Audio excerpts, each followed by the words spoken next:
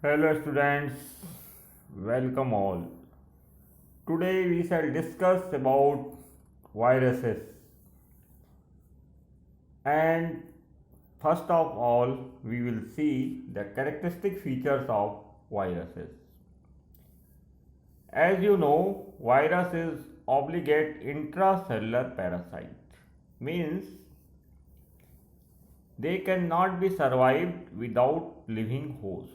बिना living cell के ये सर्वाइव नहीं कर सकते, सेल के अंदर ही ये जीवित रह सकते हैं. Means they do not show any life activity outside of the host. Host के बाहर वायरस की कोई भी एक्टिविटी जीवन से संबंधित नहीं दिखाई देती. Next one is they are acellular microbes.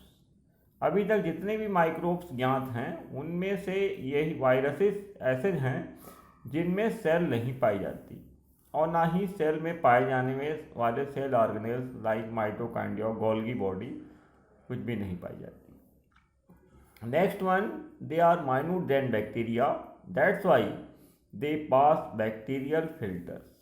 मतलब ये बैक्टीरिया से भी छोटे हैं, इसलिए बैक्टीरियल फिल्टर को क्रॉस कर जाते हैं. Next one, they can not be cultured in artificial medium. इनको आप लैब में कल्चर नहीं कर सकते कल्चर मीडिया में, because they are obligate intracellular parasite. क्योंकि आप लैब में जीवित होस्ट तो नहीं दे पाएंगे, ठीक है. And they can be crystallise, crystal भी इनको किया जा सकता है. Having own genetic material, DNA और आरएनए. जो मोस्ट लिविंग प्रॉपर्टी है इनके अंदर वो जेनेटिक मटेरियल का पाया जाना, that is called either DNA or RNA. Both are not found in case of viruses. And they multiply on cost of living cells or host. Means ये host के खर्चे पर ही मल्टीप्लिकेशन, जिसको आप रिप्रोडक्शन कहते हैं, वो करेंगे. मतलब अपनी संख्या बढ़ाएंगे on cost of living cells. ये कुछ विशेष कैरेक्टरिस्टिक्स हैं. और ये भी बता दें कि वायरसेस एक लैटिन टर्म है जिसका मतलब होता है लिक्विड पॉइजन, एक प्रकार का तरल जहर है. और इसको जानने के लिए आपको पता होना चाहिए कि वायरसेस मतलब वेनम और पॉइजनस फ्लूइड, एक प्रकार का तरल जहर है ये. तो ध्यान रहे कि वायरसेस जो हैं बहुत ही डेंजरस होते हैं. फिर भी कुछ ऐसे वायरसेस हैं जो बहुत ही इम्पोर्टेंट हैं. जैसे गंगा नदी का जो पानी है वो बहुत पवित्र माना जाता है. उसके पीछे जो रीज़न है वो तो है ही है, लेकिन साइंटिफिक रीज़न जो है, वैज्ञानिक कारण ये है. जब वैज्ञानिक लोगों ने पता लगाया तो वहाँ पाया कि वहाँ पर बहुत सारे ऐसे बैक्टीरियोफेज पाए जाते हैं, ऐसे वायरसेस पाए जाते हैं जो बैक्टीरिया को ईट करते हैं, मतलब उसका भक्षण करते हैं और हार्मफुल बैक्टीरिया को वो नष्ट कर देते हैं. और इस प्रकार से पानी लंबे समय तक शुद्ध बना रहता है. तो presence of bacteriophage in Ganga river becomes Holi, मतलब उसको पवित्र बना देता है. तो इस प्रकार से कुछ हैं. बाकी रेस्ट ऑफ द वायरसेस बहुत ही हार्मफुल है, बहुत ही डेंजरस है. सबसे पहले आपको एक अभी वायरस दिखाते हैं जो कि बहुत ही कॉमन हो गया है. यह है कोरोना वायरस. और ये बहुत ही डेंजरस टाइप का वायरस है जो अभी पूरे दुनिया में तबाही मचाया हुआ है. लाखों की संख्या में लोग बाग मारे जा रहे हैं, मर रहे हैं. और इसमें यह है कि वायरसेस का कोई भी ट्रीटमेंट अभी तक ज्ञात नहीं, पर्टिकुलरली कोरोना वायरस का. और वायरस के लिए वैसे भी prevention is better than cure, क्योंकि क्योर है ही नहीं, कोई एंटीबायोटिक बनाना मुश्किल है. और बन भी जाती है, वैक्सीन बन भी जाती है तो वायरस अपना रूप बदल लेता है, फिर से नए रूप में आ जाता है, तबाही मचा सकता है. इसलिए ध्यान ये रहे कभी भी वायरस से बचने के लिए, और इवन बैक्टीरिया और भी जो हानिकारक जीव हैं, माइक्रोब्स हैं, उसके लिए सबसे इम्पॉर्टेंट है कि आप अपनी इम्यूनिटी को, मतलब रेजिस्टेंट कैपेसिटी को मेंटेन करके रखिए. That is the most fundamental preventive measure. ठीक है. और भी बताएंगे इसके बारे में. अब आप देखिए कोरोना वायरस के बाद इसके नेचर के बारे में कि वायरस का नेचर क्या है। तो वायरस की जो खोज की थी इवानोस्की ने, वो सबसे पहले TMV वायरस में की थी, टबैको मोजेइक वायरस में, और WM स्टैनले ने इसको क्रिस्टल के रूप में भी प्राप्त किया था, जिसके कारण उनको नोबेल प्राइज से संभवतः 1943 में नवाजा गया था। तो ये भी कुछ बातें हैं जो वहाँ नहीं लिखी हैं पर लिखना चाहिए। और नेचर में बताइए कि नेचर जो है वायरस का, दैट इज कंट्रोवर्शियल, विवादास्पद है। कुछ लोग इसको लिविंग मानते हैं, कुछ लोग नॉन लिविंग मानते हैं। तो they are suppose to be connecting link between living and non living. Living property देखेंगे वायरस की, तो वायरस में जेनेटिक मटेरियल होगा, आइदर DNA और RNA, दोनों में से कोई भी एक चीज़ होगी, बोथ आर नॉट फाउंड। जबकि अन्य केसेस में, इवन बैक्टीरिया में आपको और माइकोप्लाज्मा में, जितने भी और माइक्रोब्स हैं और बड़े यूकैरियोट्स हैं, उनमें तो खैर सवाल ही नहीं उठता, DNA RNA दोनों पाए जाते हैं। लेकिन बैक्टीरिया और माइकोप्लाज्मा में भी DNA और RNA दोनों ही पाए जाएंगे। लेकिन इन केस ऑफ पर्टिकुलरली वायरस की बात करें तो either DNA will be found और RNA विल बी फाउंड, यही इनमें जेनेटिक है। और इसी के चलते इनमें दूसरी जो इम्पोर्टेंट कैपेसिटी होती है दैट इज मल्टीप्लिकेशन, रिप्रोडक्शन की क्षमता होती है, ग्रोथ कर सकते हैं। Sensitive to different environmental condition, विभिन्न प्रकार की जो बदलती परिस्थितियां हैं पर्यावरण की, उसमें सेंसिटिव हो जाते हैं। और म्यूटेशन कैपेसिटी भी इनमें ऑब्जर्व की गई है, सडन चेंज हो जाता है, जिसके चलते आपको कोरोना के कई रूप दिखाई देते हैं। पूरी कोरोना फैमिली बन गई है, ठीक है। आपने इधर वैक्सीन बनाया, उधर कोरोना ने अपना रूप बदल लिया, इसलिए वैक्सीन सक्सेस नहीं हो पा रही है। फिर भी हमारे वैज्ञानिक और पूरी दुनिया के वैज्ञानिक लगे हुए हैं। लेकिन फिर भी मेरा आप लोगों से आग्रह है कि रेजिस्टेंट कैपेसिटी को हमेशा मेंटेन करके रखिए कि वैज्ञानिक वैक्सीन तो खोज देंगे, बना देंगे, लेकिन कल कोरोना अपना फिर से रूप बदल सकता है, बीमारी आ सकती है। तो इस प्रकार से केवल एक ही तरीका है कि इम्यून सिस्टम को बहुत ही स्ट्रांग रखना है। यदि वायरस आता भी है तो वो चला भी जाता है, यदि इम्यूनिटी है। और इम्यूनिटी नहीं है तो फिर तो आपके अंदर रेस्पिरेटरी डिसऑर्डर्स पैदा कर देगा। इस प्रकार से ये तमाम जो मैंने कैरेक्टर्स बताए वो लिविंग कैरेक्टर थे। अब नॉन लिविंग कैरेक्टर देखिए, they do not show any growth outside of host, मतलब होस्ट के बाहर ये कोई किसी प्रकार का आपको ग्रोथ दिखाई नहीं देगा।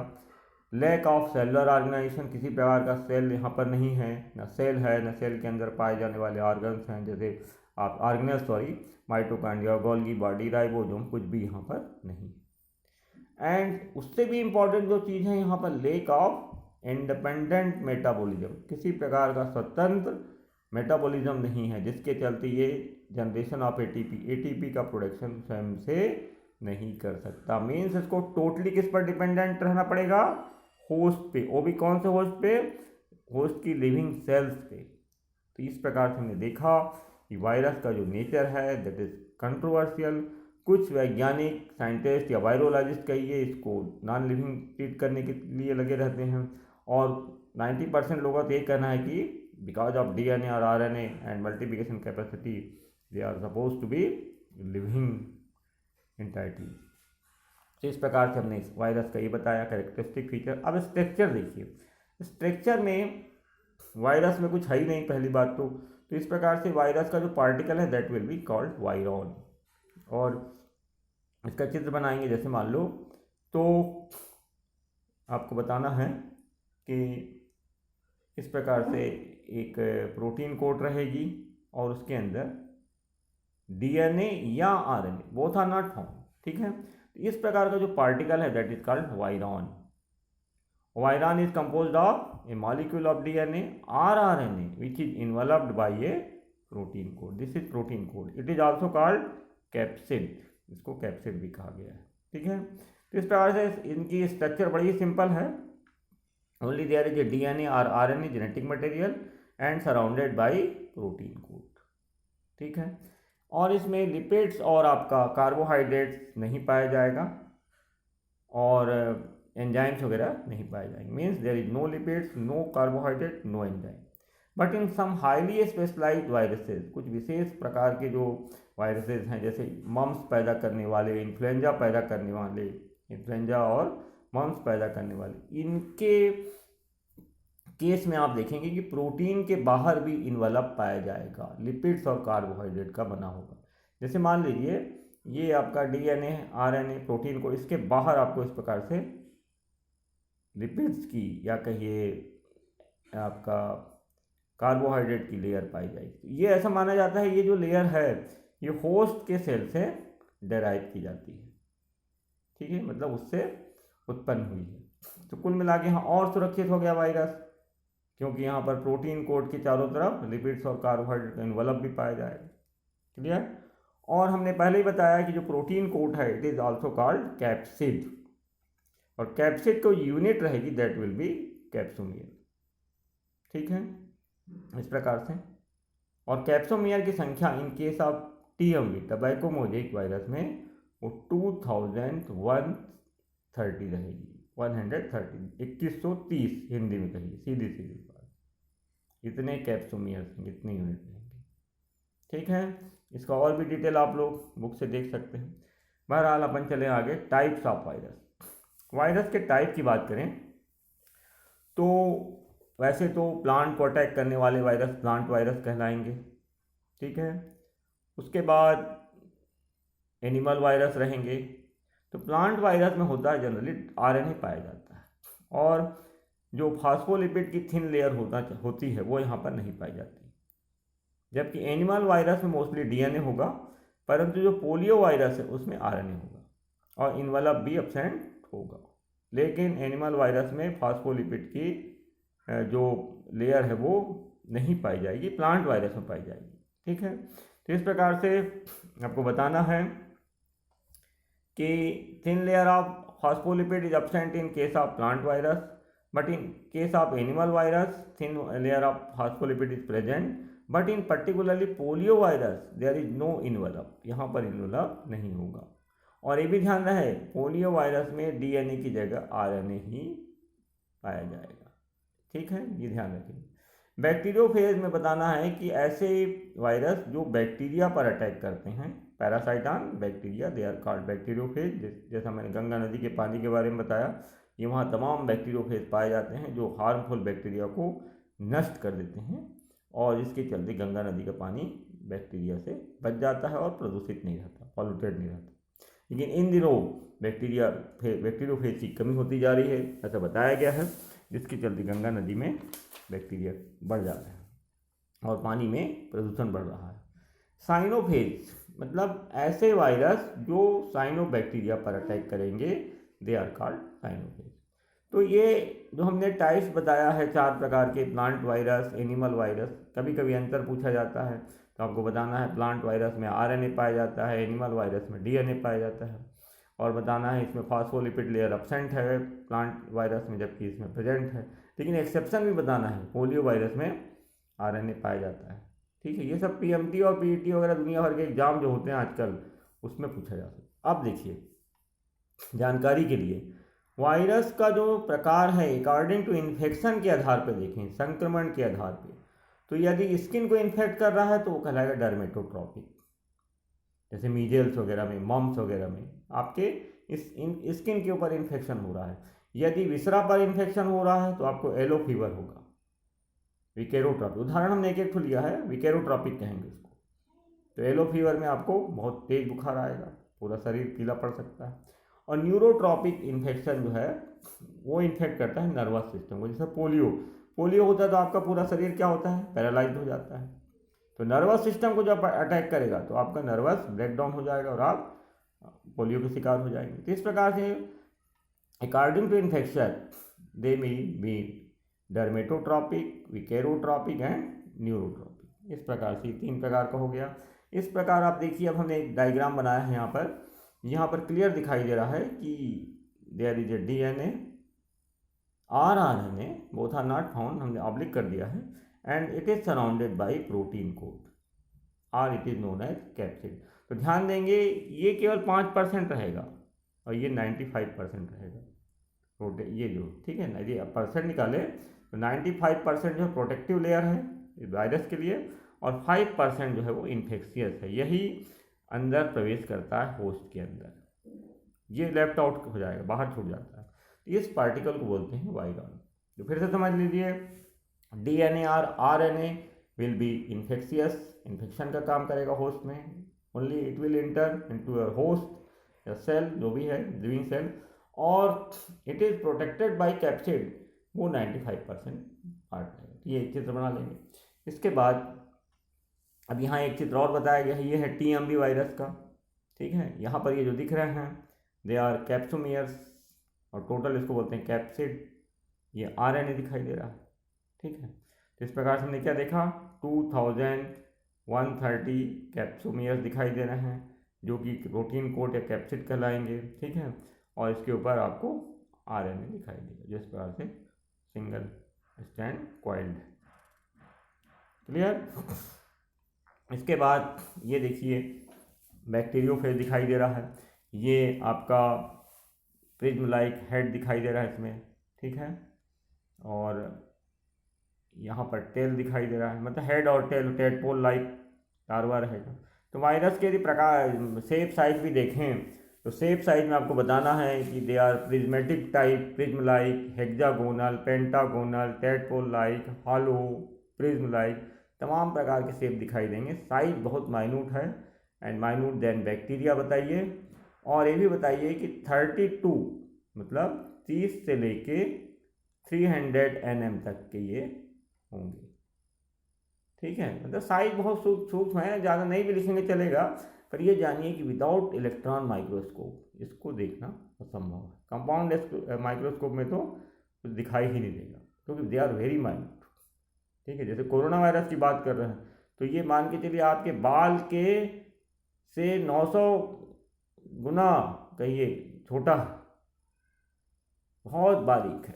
तो आप सोचिए देखने वालों को कितनी कड़ी मशक्क़त करनी पड़ती होगी तब कहीं जाके ये दिखता होगा।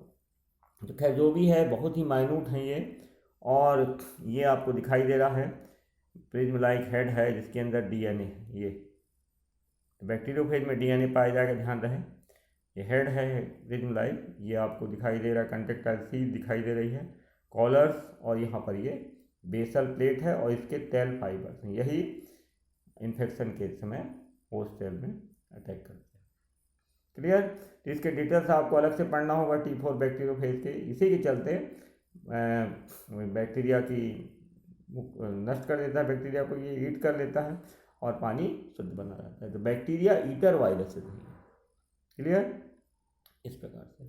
इसके बाद आपको दिखाई दे रहा है ये पोलियो वायरस। इसमें देखिए पोलियो वायरस में क्या है, RNA पाया जाता है, ठीक है। और ये कैप्सिड दिखाई दे रही है, प्रोटीन कोड जो है ग्लाइकोप्रोटीन, सेल मेम्ब्रेन, ये सब तमाम चीज़ें दिखाई दे रही हैं, पर यहाँ पर RNA पाया जाएगा, ध्यान रहे, ठीक है। इस प्रकार से ये पोलियो वायरस दिखाया जा रहा है। इसके बाद फिर से वही दिखाया जा रहा है वायरल कैप्सिड वगैरह। कोरोना वायरस को फिर से दिखाया गया है, ठीक है। और ये है आपका साइनोफेज, जिसमें आपको टोटल बैक्टीरियोफेज टाइप का ही है, थोड़ा सा अंतर है। ये हेड है, ये टेल है, यहाँ पर DNA वगैरह रहेगा, ठीक है। और इस प्रकार से ये दिखाया जा रहा है। इसके बाद मल्टीप्लिकेशन की बात करें तो मल्टीप्लिकेशन में ये बताना है कि वायरस जो हैं they take advantage of biochemical machinery of host cell. Means virus जो हैं वो होस्ट सेल की मशीनरी का उपयोग करते हैं, खासकर कौन सी मशीनरी का, जैव रासायनिक मशीनरी का, बायोकेमिकल, क्योंकि हर सेल के अंदर बायोकेमिकल मशीनरी है चल रही है, उसका एडवांटेज ये लेते हैं। और जैसे ही होस्ट सेल में प्रवेश करेंगे वहाँ पर ये फिर अपने कंट्रोल में सेल को ले लेते हैं, और उसके अपने हिसाब से वो इसका DNA मतलब वायरस का DNA RNA जो भी इंटर करेगा वो वहाँ के DNA RNA को निर्देशित करता है, और उसके लिए मतलब वायरस के लिए RNA या DNA बनाते हैं। साथ में फेज पार्टिकल भी वायरस के लिए बनाए, मतलब पूरी की पूरी सेल वायरस के रिप्रोडक्शन के लिए मटेरियल तैयार करती है। तो अब देखिए हमने पहला तो ये बायोकेमिकल मशीनरी का फायदा उठाया इन्होंने। All the raw material for RNA and capsomeres derived from host cell. Host की सेल के अंदर जो भी चीज़ें हैं उससे ये या तो आरएनए या डीएनए और कैप्सोमियर को डराइव कर बनाते हैं। Thus, virus multiply on expenses of living cells by controlling biochemical reaction of host cell. इस प्रकार से वायरस करते क्या हैं? होस्ट सेल के, लिविंग सेल के खर्चे पर और उसके बायोकेमिकल रिएक्शन को कंट्रोल करके अपने लिए मल्टीप्लिकेशन करते हैं। ये ध्यान रखें, बड़ी खतरनाक है। इस प्रकार से फिर से दिखाते हैं आपको, एक आखिर इसका ही देखिए। यहाँ पर क्या हो रहा है कि ये सबसे पहले बैक्टीरियोफेज को हमने दिखाया है, ये बैक्टीरिया है, होस्ट है, जैसे होस्ट, ठीक है। और ये बैक्टीरियोफेज है, वायरस है, समझ जाइए, एक प्रकार का वायरस है भी, ठीक है। बैक्टीरिया ईटर वायरस, तो बैक्टीरिया पे अटैक कर रहा है, इस पे पैरासाइट है। अब ये देखिए, ये टेल से अटैच हो रहा है, ठीक है। और इसके बाद ओनली डीएन, ये कहलाएगा अटैचमेंट, अटैचमेंट हो रहा है। Virus particle attaches to host, सबसे पहले अटैचमेंट होगा, उसके बाद इन्फेक्शन होगा। नेक्स्ट इन्फेक्शन में क्या होता है, मैंने पहले ही बताया था, इसके अंदर जो डीएनए होगा only it will enter into host cell, ठीक है। यहाँ से डीएनए विल इंटर और ये प्रोटीन को बाहर ही लेफ्ट आउट कर दिया जाएगा, जो होस्ट बाहर रहेगी, दिखेगी, वैसे आपको लगेगा कोई अटैक किया हुआ है, लेकिन असली मटेरियल जो है वो जा चुका है होस्ट सेल। इन्फेक्शन होने के बाद, अब जैसे इन्फेक्शन हो गया, डीएनए प्रवेश कर गया, तो वो डीएनए जाने के बाद इसके अंदर का जो डीएनए है या जीन्स है बैक्टीरिया के अंदर का, उसको ये अपने डायरेक्शन देगा, डायरेक्ट करेगा, और उसके हिसाब से अब ये फेज पार्टिकल प्रोड्यूस करेगा और इसके डीएनए प्रोड्यूस होने लगेंगे, किसके? Virus bacteriophage. तो यहाँ पर जितने भी डीएनए बनेंगे वो बन जाएंगे किसके लिए? बैक्टीरियोफेज के लिए। फेज पार्टिकल बन जाएगा, तो इस प्रकार से फेज फॉर्मेशन एंड असेंबलिंग। अब असेंबलिंग होने लगी। असेंबलिंग में क्या होगा? इस प्रकार से हेड, ठीक है, टेल सब मिल जाएगा और एक एक डीएनए चला जाएगा। इस प्रकार से बताते हैं। देखिए हेड मान लो यहाँ पर है, तो इस प्रकार से ये फेज पार्टिकल है, ठीक है, ये टेल है, तो ये टेल इससे जुड़ जाएगी इस प्रकार से, और इसके अंदर डीएनए आ जाएगा। तो बहुत सारे, देखो इस प्रकार से बहुत सारे बैक्टीरियोफेज बन के तैयार हो जाएंगे। अब इसके बाद जैसे ही बैक्टीरियोफेज बन के बहुत सारे तैयार हो गए, तो यहाँ पर सेल के अंदर तो कोई बचा नहीं, कुछ ताकत भी नहीं बची, और ये सेल पूरी तरह से खोखली हो चुकी रहती है, हॉलो हो जाती है, और ये प्रेशर पड़ता है, ये रप्चर हो जाती है। यहाँ से लाइसिस होगा, last process is lysis. Host cell burst हो गई, जिसके चलते वायरस पार्टिकल रिलीज हो गए, लिबरेटेड हो गए, और ये जैसे ही रिलीज होंगे फिर तुरंत नए बैक्टीरिया को अटैक करेंगे, क्योंकि इनको बाहर तो इनर्ट हो जाएंगे। इसी प्रकार से कोरोना वायरस भी एक सेल से दूसरे सेल में, पूरे लंग्स में और पूरे रेस्पिरेटरी ऑर्डर डिसऑर्डर ट्रैक्ट में फैल जाता है और चोक हो जाता है, सांस लेने में समस्या आती है और लोग निपट जाते हैं। ये कहानी है वायरस की। रहते सूक्ष्म हैं पर ये बहुत ही खतरनाक है कि सेल्स के अंदर जाने के बाद सेल्स के पूरे जो भी बायोकेमिकल मशीनरी है उसका कंट्रोल ये अपने हिसाब से करते हैं। ये हो गया आपका ये। अब common viral infection. Common viral infection जो है, कोरोना तो कॉमन नहीं होता ना, बट अब कॉमन हो रहा है। पोलियो वायरस, जो अभी पूरे दुनिया से इराडिकेट हो चुका है। पोलियो वैक्सीन पिलाई जाती है ओरल ड्रॉप्स के रूप में। तो होता क्या है, जो वैक्सीन पिलाई जाती है उसमें वायरल का माइल्ड स्ट्रेन रहता है, जो आपके शरीर में फ्रॉम द वेरी बिगिनिंग पहुंचा दिया जाता है, जिससे शरीर पोलियो वायरस को पहचान लिए रहता है। अब यदि शरीर में कभी पोलियो वायरस धोखे से गंदा पानी पीने वगैरह से होता है जनरली, तो यदि पहुंच गया तो वो आपका सेल तो आइडेंटिफाई कर चुका है, अब उसके अंदर उसके अगेंस्ट फाइट करने की क्षमता है और आपको पोलियो नहीं होगा। इसका मतलब ये नहीं है कि आप गंदी जगह रहिए, गंदा पानी पीजिए, ठीक है, नहीं हमने पोलियो वैक्सीन ले लिया है, ओरल वैक्सीन ले लिया है तो हम कुछ भी करें, ऐसा नहीं। साफ सफाई तो रखना पड़ेगा। और 2-4 देश अभी ऐसा लगता है वहाँ पोलियो इराडिकेशन पूरी तरह से नहीं हुआ है, लेकिन मेजर कंट्रीज में हो चुका है। कॉमन कोल्ड बहुत ही कॉमन है। सर्दी जुकाम जो होता है हम लोग को, भले अभी कोरोना के चलते दहशत में है सब, लेकिन सामान्य सी सर्दी और जुकाम भी होता है। ये साबित करता है कि हमारे अंदर की रेजिस्टेंट कैपेसिटी कम हो रही है। बहुत लंबे समय तक सर्दी खांसी रहेगी तब तो फिर मान के चलिए आपका रेजिस्टेंट कैपेसिटी नहीं के बराबर है, ठीक है। तो इसके लिए सबसे अच्छा उपाय है कि आपको सेलिबेसी का पालन करना चाहिए, ब्रह्मचर्य का, जिससे कि आपके अंदर की इम्यूनिटी बनी रहेगी। इसको कोई नहीं बताएगा, मैं इसलिए बता रहा हूँ कि भाई हमारे स्टूडेंट्स हैं, बच्चे हैं, युवा हैं, इनको की एनर्जी वेस्ट नहीं होनी चाहिए, बर्बाद नहीं होनी चाहिए। और उससे फ़ायदा ये कि आपके अंदर का तेज बना रहेगा। आपको यदि कोरोना वायरस अटैक भी करता है तो वो चला जाएगा बिना किसी इन्फेक्शन के, ठीक है, कोई प्रॉब्लम नहीं आएगी। पर आपको थोड़ा सा मेहनत करनी पड़ेगी सेलिबेसी का पालन करने के लिए, ठीक है। इसके बाद mumps, measles, smallpox, chickenpox, viral hepatitis, jaundice, AIDS, yellow fever, corona, ये तमाम जो हैं they are common viral infections हैं।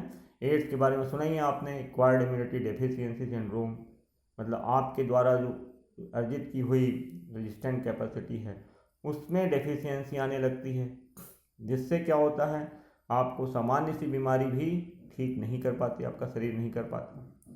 तो इस प्रकार से एड्स में खतरनाक स्थिति आ जाती है, HIV वायरस के कारण होती है, जिसके लिए यही कहा गया है कि आपको सेफर सेक्स करना चाहिए, मीन्स सुरक्षित यौन संबंध बनाइए।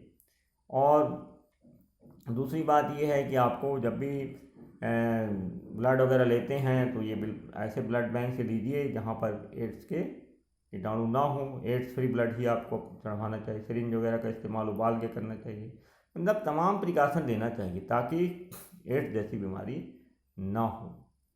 और ये तो मैंने बता ही दिया बाकी सब बीमारियां, क्योंकि वायरस के द्वारा बीमारी इसलिए खतरनाक होती है कि एक बार सेल के अंदर प्रवेश कर गया तो वो पूरे होस्ट में, शरीर में फैल सकता है, उसको शरीर से निकालना बड़ा कठिन है, मान के चलिए।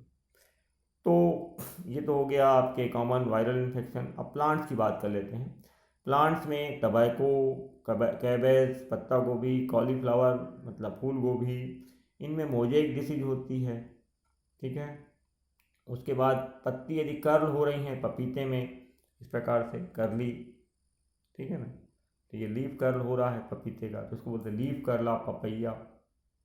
एनिमल्स में भी बर्ड्स फ्लू सुना होगा कि एक साथ मुर्गियाँ मारी जा रही हैं, मर रही हैं, इनको दफनाया जा रहा है, क्योंकि पूरा बर्ड फ्लू हो गया तो एक साथ पूरी फैल जाता है। तो इसलिए मैं तो यही कहूँगा कि भाई आप लोग बर्ड्स वगैरह को थोड़ा ध्यान दीजिए। फुट एंड माउथ डिसीज जो होती है जानवरों में, इंसेफ्लाइटिस, ब्रेन में एक प्रकार से ट्यूमर जैसा हो जाता है, बस्ट हो जाता है, कमज़ोर हो जाता है, जो भी इंसेफ्लाइटिस जो है ब्रेन फीवर बोलते हैं। तो इस प्रकार से एनिमल में भी होता है और ह्यूमन बींग्स में भी होता है। तमाम जो बीमारियां हैं इनको आप डिटेल में पढ़ेंगे बाद में जूलॉजी वगैरह में, माइक्रोबायोलॉजी में, मैं केवल फंडामेंटल बताया। इसके बाद ट्रांसमिशन कैसे होता है, ट्रांसमिशन को ही हमको रोकना है। जैसे अभी जो कोरोना फैला है इसमें सोशल ट्रांसमिशन हो रहा है बोलते हैं, लोकल ट्रांसमिशन हो रहा है, मैन टू मैन हो रहा है। ये क्या है ये? तो ट्रांसमिशन ऐसा है, प्रसार जो है कि बाई वेक्टर के द्वारा होता है, वाहक के द्वारा। वाहक के द्वारा मीन्स आपको जानना है कि मैकेनिकल मीन्स जैसे रबिंग है, हैंडलिंग है, ट्रांसप्लांटिंग है, प्लांट्स की बात कर रहे हैं तो यहाँ पर आप पाएंगे कि ट्रांसप्लांटिंग कर रहे हैं या रबिंग हो रही है, हैंडलिंग हो रही है, तो उसके द्वारा एक प्लांट से दूसरे प्लांट में पहुँच सकता है। या वेक्टर के द्वारा, इंसेक्ट के द्वारा, ये एक पौधा मान लो डिसीज है, दूसरा हेल्दी है, तो यदि यहाँ पर इंसेक्ट ने सैप लिया, उससे रस चूसा, हनी वनी लिया और दूसरे में जाके बैठ गया तो वहाँ वायरस को पहुँचा देगा। क्लियर? तो इस प्रकार से वेक्टर के द्वारा होता है। ह्यूमन बींग्स की बात करें तो ह्यूमन बींग्स में डायरेक्ट वे है, जैसे कांटेक्ट, आपने मैन टू मैन मुलाकात करने रहे हैं, जैसे कुछ सर्दी खांसी वाला है या कोरोना वाला है, आप उससे हाथ मिला रहे हैं या बातें कर रहे हैं बहुत देर तक, कांटेक्ट ज़्यादा है तो आपके अंदर पहुंच सकता है। ड्रॉपलेट्स छीका उसने और वो बूंद आपके कपड़े में पड़ गई और आपने उसको छू दिया या आपके नाक के अंदर घुस गया धोखे से वही छीक, तो बीमारी हो सकती है, होती ही है, हो क्या सकती है। एयरबॉर्न वेक्टर, हवा के द्वारा फैलाने वाले वेक्टर्स रहते हैं, ये तमाम डायरेक्ट वे हैं। इनडायरेक्ट वे में ये है कि कंटामिनेटेड फूड आपने खा लिया, बासी भोजन या दूषित भोजन, सब वाटर सप्लाई यदि ठीक नहीं आ रही है तो उसके द्वारा भी वायरस आ सकते हैं। तो ट्रांसमिशन के लिए हमको क्या है, साफ सफाई पे विशेष ध्यान देना है, ठीक है। सिम्टम्स देखिए, प्लांट्स में यदि सिम्टम्स देखेंगे तो क्लोरोसिस दिखाई देगा, मतलब क्लोरोफिल का डिसइंटीग्रेशन होगा, पत्तियां जो हैं ग्रीन ना दिखाई देके मोजेइक टाइप की चितकबरी दिखाई देंगी, कहीं हरी कहीं पीली कहीं कुछ अलग कलर, वाइट कलर की मोजेइक धब्बेदार, येलो हो जाएंगी, कभी पीली हो सकती हैं। वेन क्लियरिंग, वेन उनकी जो है वेन्स रहती हैं जो वे स्पष्ट दिखेंगी, वेन बेंड हो जाएंगी, इस प्रकार से मुड़ जाएंगी वेन। और नेक्रोसिस भी दिखाई देगा, मतलब death and decay of host tissue, brown spot दिखाई देगा, ठीक है। तो these are the symptoms for the plants. And in human beings flu like, जैसे फीवर आएगा आपको, फैटिस होगी, थकान, सोर थ्रोट, गले में throat, headache, cough, aches, pains, irritability, malaise, ill feeling, मतलब आपको अच्छा नहीं लगेगा, rash, gastrointestinal disturbance, diarrhoea, nausea, vomiting, तमाम, sneezing, stuffy nose, nasal congestion, runny nose, post nasal drip, तमाम जो सिम्टम्स हैं ये थोड़ा टर्म्स जरूर आपको डॉक्टरी लग रहे हैं, पर सामान्य भाषा में ये है कि सर्दी, खांसी, बुखार, ठीक है, ये तमाम जो दिखाई देंगे, उल्टी होना, लूज मोशन होना, ये सामान्य बातें। कफ जैसे है, गले में खराश आ रही है और गले में सूजन आ रही है, घाव हो रहा है, सिर दर्द हो रहा है, बुखार आ रहा है, सभी जो सिम्टम्स हैं ह्यूमन बींग्स में दिखाई देते हैं, इसका मतलब आपके अंदर वायरस प्रवेश कर चुका है। इसके बाद कंट्रोल कैसे करेंगे, तो वायरस के केस में कंट्रोल के लिए बड़ा कठिनाई है, क्योंकि हमारे जो साइंटिस्ट हैं लगे तो रहते हैं वैक्सीन वगैरह खोजने में, पर उतनी सफलता नहीं मिल पाती, और सफलता मिलती भी है तो इधर वायरस अपना रौद्र रूप बदल लेते हैं, बढ़ा देते हैं, मान के चलिए कुछ भी है। तो कंट्रोल है, कंट्रोल के लिए सबसे पहला prevention is better than cure, हमेशा रोकथाम पर ध्यान दीजिए। सो दैट प्लांट्स की बात करें हम तो कल्टीवेट रेजिस्टेंट वैरायटी, आपको रेजिस्टेंट वैरायटी ग्रो करना चाहिए। क्रॉप रोटेशन करें, बार बार उसी फसल को नहीं बोएं कि मान लीजिए वे आलू में बीमारी हो रही है, पोटैटो मोजेइक वायरस, आप बार बार आलू लगा रहे हैं, बल्कि नहीं, दूसरी चीज़ लगाइए, बदल दीजिए, गेहूँ लगा लीजिए या कुछ और लगा लीजिए, ठीक है। और हमेशा सोन हेल्दी सीड्स, स्वस्थ बीजों को बोइए।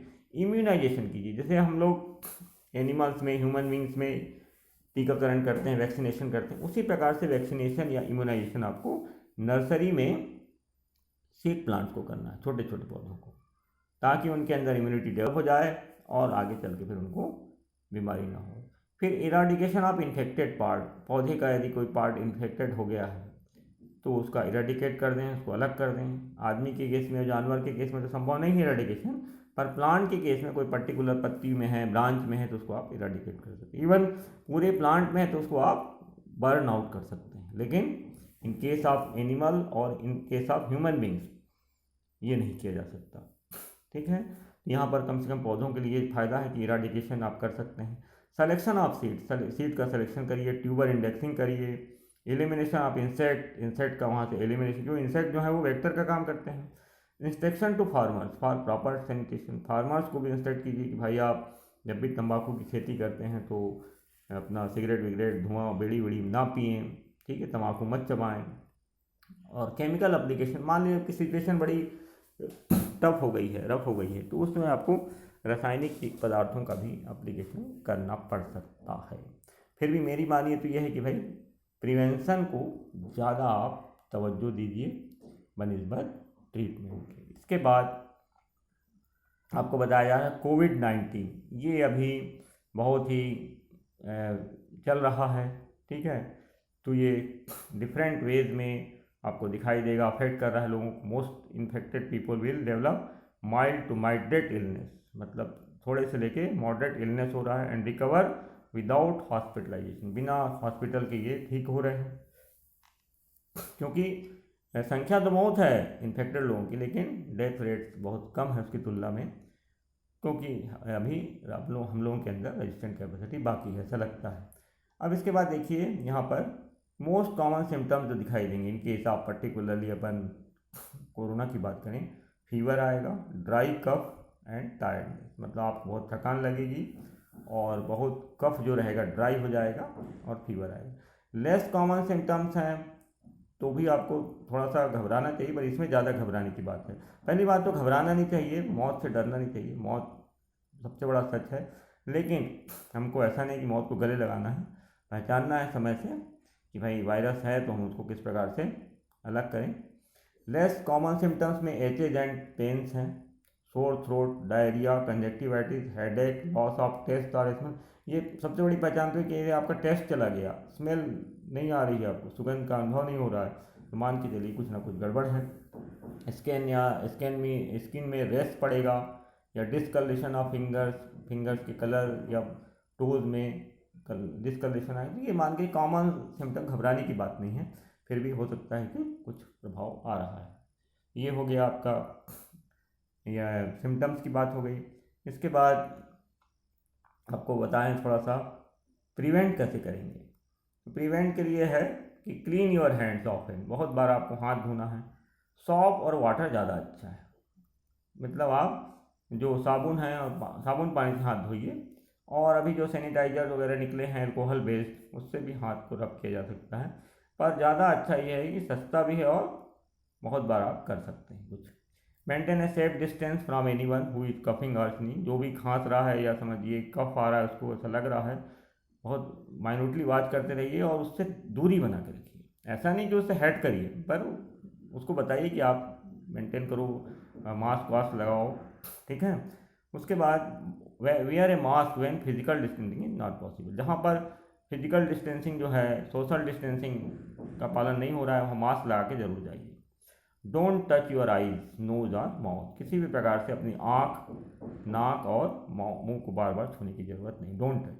Cover your nose and mouth with your bent elbow और ए टिश्यू व्हेन यू कफ और स्नीज, जब भी आपको खांसी सर्दी हो रही है तो आप थोड़ा झुक के पदार्थ निकालिए और उसको टिश्यू पेपर में रख के डिस्पोज कर दीजिए। और यदि बहुत ज़्यादा खतरा लग रहा है, स्टे होम करिए, मतलब घर में आपको रहना है। यदि अनवेल फील कर रहे हैं, यदि फीवर है, कफ है और डिफ़िकल्टी हो रही है ब्रीथिंग में, तो मेडिकल अटेंशन की ज़रूरत, ध्यान रहे मेडिकल अटेंशन की कब ज़्यादा ज़रूरत है, जब फीवर भी है, if you have fever, cough and difficulty breathing, मतलब सांस लेने में यदि कठिनाई हो रही है, तो मेडिकल अटेंशन की बहुत ज़्यादा ज़रूरत है।